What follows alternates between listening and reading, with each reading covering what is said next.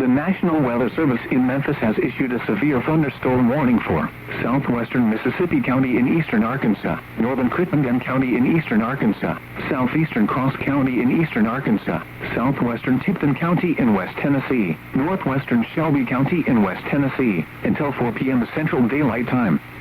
At 3:13 p.m. Central Daylight Time, a severe thunderstorm was located over Parkin, moving east at 45 miles per hour.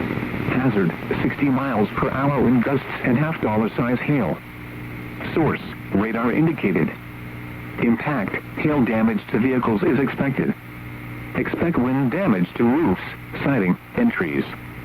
Locations impacted include Three Forks, Booker, Venetia, Cunningham Corner, Woodstock, St. Clair, Coldwater, Locke, Slowendale, Riverfront, Beeman Shelby Forest State Park, Lansing, Julius, Duval, Gilstown, Stacy, Redman Point, Benjastown, Heifer, and Levesque.